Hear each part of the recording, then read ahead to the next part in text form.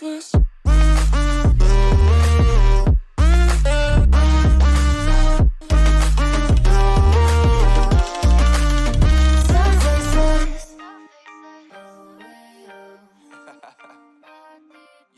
Moin Moin und herzlich willkommen hier bei Frisbee Gaming.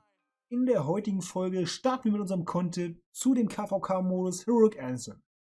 Dieses Video wird ein Einführungsvideo und ich möchte nur grundlegende Sachen erklären und dann auf weitere Videos verweisen, in denen wir uns speziell mit einigen Themen auseinandersetzen. Also, first of all, wir beschäftigen uns hier mit dem Heroic Anthem. Ich kann euch nur die Sachen zeigen, die ich bisher sehe und einige Screenshots in der Hinterhand habe, da wir selber, wie ihr seht, noch im Matchmaking sind. Also, grundsätzlich beginnen wir erst mit dem Camp-System.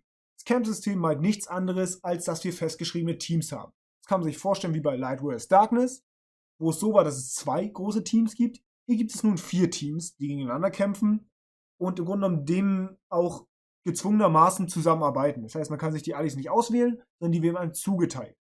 Die Zuteilung dieser Alliierten findet auch erst an dem Tag, an dem man ins KVK kommt, statt, sodass man im Grunde genommen nicht vorher schon bereiten kann, man kann nicht vorher Pläne schmieden oder so, sondern wenn man ins KVK kommt, dann weiß man Bescheid, okay, mit wem bin ich eigentlich alliiert. Das heißt, sehr, sehr viel Arbeit für euch am Anfang, um zu planen, wie es läuft.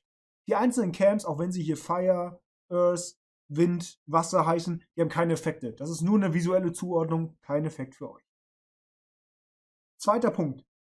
Wenn wir ins Heroic Anthem kommen, ist es wie am Anfang unserer Spielkarriere. Das heißt, man kommt ins Spiel rein, die Map ist komplett voller Nebel.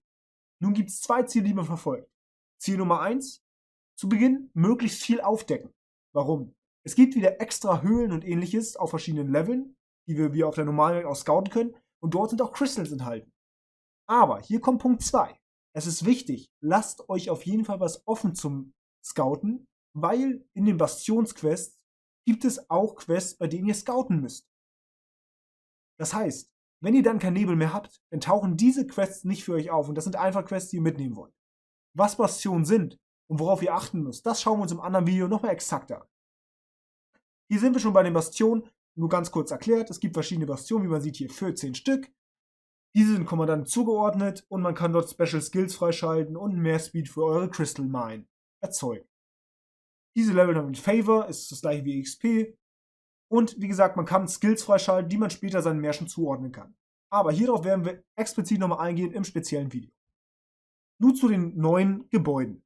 Zum einen die Kristallmine, in der wir immer wieder Kristalle bauen müssen. Das läuft ein bisschen anders, als wir es kennen. Bei uns ist es ja so, okay, die bauen das von selber, sondern wir müssen dort Ressourcen reinstecken in die Gebäude und dann den Bau, also die Herstellung, starten. Ein kleiner Tipp, wenn ihr dabei seid, die Kristallmine abzugraden, dann macht die vorher noch einmal voll. Das heißt, stellt die maximale Bauzeit, Herstellungszeit ein, bevor ihr das Gebäude upgradet, weil dies läuft auch während der Upgrade-Phase durch.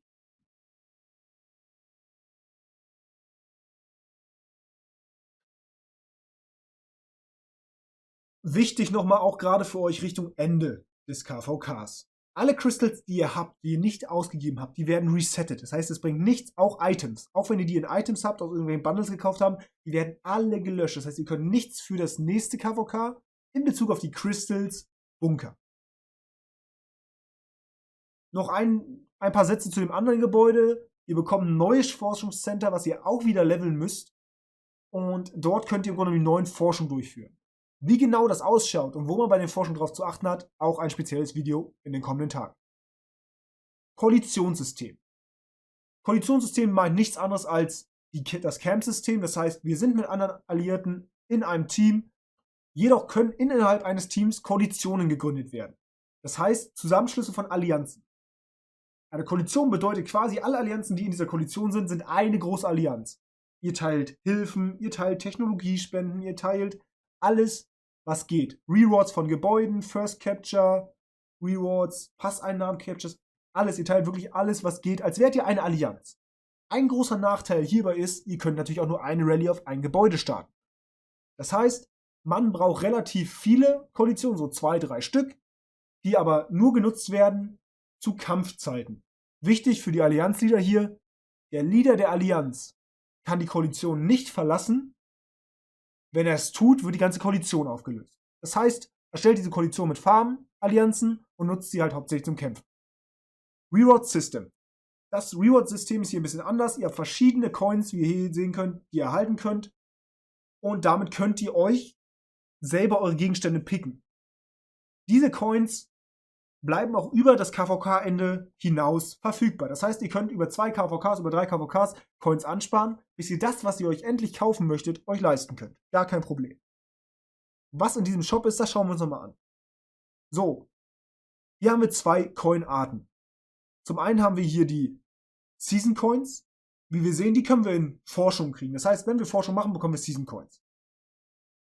Die anderen Coins, die Golden Coins, die Conquest Coins, die können wir nur erhalten, wenn wir gewisse Chronicles am Ende des KVKs erfüllen. Beispielsweise Refugien, so und so viele erhalten oder ähnliches. Dort können die erlangt werden.